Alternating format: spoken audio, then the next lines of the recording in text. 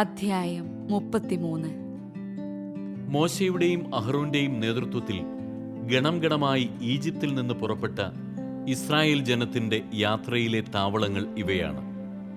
യാത്രാമധ്യേ അവർ പാളയമടിച്ച സ്ഥലങ്ങൾ കർത്താവിന്റെ കൽപ്പനയനുസരിച്ച് മോശ ക്രമമായി കുറിച്ചുവെച്ചു.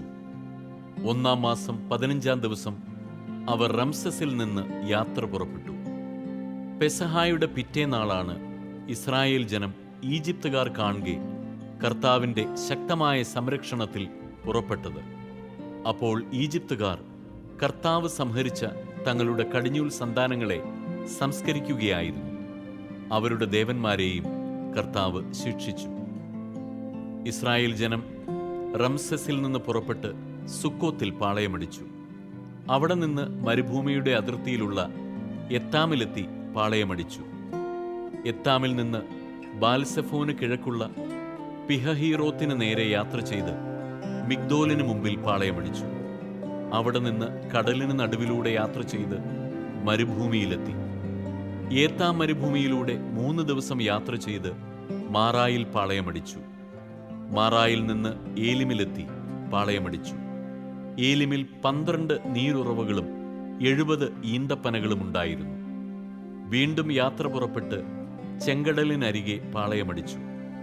അവിടെ നിന്ന് പുറപ്പെട്ട് സിൻമരുഭൂമിയിലും അവിടെ നിന്ന് ദൊഫ്കയിലും ദൊഫ്കയിൽ നിന്ന് ആലൂഷിലും അവിടെ നിന്ന് റഫിദീമിലുമെത്തി പാളയമടിച്ചു. റഫിദീമിൽ അവർക്ക് കുടിക്കാൻ വെള്ളമില്ലായിരുന്നു. റഫിദീമിൽ നിന്ന് പുറപ്പെട്ട് സീനായ് മരുഭൂമിയിലും അവിടെ നിന്ന് കിബ്രോത്ത് ഹത്താവയിലും അവിടെ നിന്ന് ഹസേറോത്തിലും ഹസേറോത്തിൽ നിന്ന് റിത്മായിലും എത്തി പാളയമടിച്ചു. റിത്മായിൽ നിന്ന് പുറപ്പെട്ട് റിമ്മോൺ പേരസിലും അവിടെ നിന്ന് ലിബ്നയിലും ലിബ്നയിൽ നിന്ന് റിസായിലും പാളയമടിച്ചു. അവിടെ നിന്ന് കെഹേലത്തായിലെത്തി പാളയമടിച്ചു. കെഹേലാത്തായിൽ നിന്ന് പുറപ്പെട്ട് ഷേഫർ മലയിലും അവിടെ നിന്ന് ഹരാദായിലും ഹരാദായിൽ നിന്ന് മഖേലോത്തിലും അവിടെ നിന്ന് തഹത്തിലും എത്തി പാളയമടിച്ചു. തഹത്തിൽ നിന്ന് പുറപ്പെട്ട് തേരഹിലും പാളയമടിച്ചു. അവിടെ നിന്ന് മിത്കായിലും മിത്കായിൽ നിന്ന് ഹഷ്മോനായിലും അവിടെ നിന്ന് മൊസേറോത്തിലും എത്തി പാളയമടിച്ചു. മൊസേറോത്തിൽ നിന്ന് പുറപ്പെട്ട് ബനേയാക്കാനിലും അവിടെ നിന്ന് ഹോർ ഹഗിദ് ഗാദിലും അവിടെ നിന്ന് യോദ്ബാത്തായിലും യോദ്ബാത്തായിൽ നിന്ന് അബ്രോനായിലും എത്തി പാളയമടിച്ചു. അബ്രോനായിൽ നിന്ന് പുറപ്പെട്ട് യെസിയോൻ ഗേബറിലും അവിടെ നിന്ന് പുറപ്പെട്ട് സിൻ മരുഭൂമിയിലും കാദേശിലും അവിടെ നിന്ന് ഏദോം ദേശത്തിന്റെ അതിർത്തിയിലുള്ള ഹോർ മലയിലുമെത്തി പാളയമടിച്ചു. പുരോഹിതനായ അഹ്റോൻ കർത്താവിന്റെ കൽപ്പനയനുസരിച്ച് ഹോർ മലയിൽ കയറി അവിടെ വെച്ച് മരിച്ചു.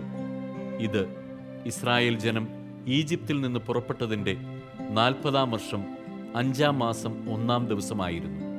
മരിക്കുമ്പോൾ അഹ്റോന് 123 വയസ്സുണ്ടായിരുന്നു. കാനാൻ ദേശത്ത് നെഗബിൽ പാർത്തിരുന്ന കാനാന്യനായ ആരാദ് രാജാവ് ഇസ്രായേൽ ജനം വരുന്നതറിഞ്ഞു.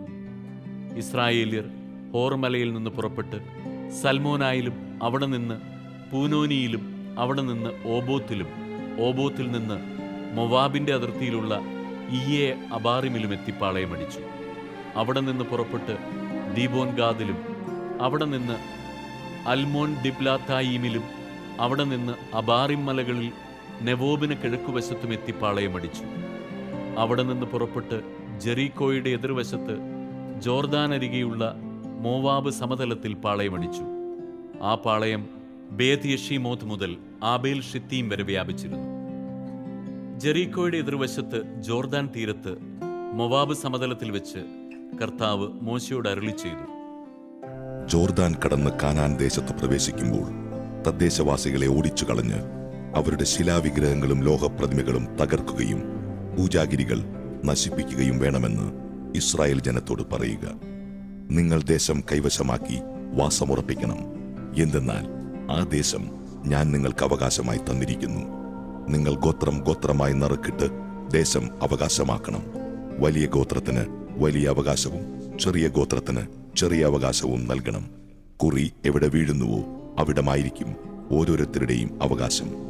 പിതൃഗോത്രമനുസരിച്ചാണ് നിങ്ങൾ ദേശം അവകാശമാക്കേണ്ടത്.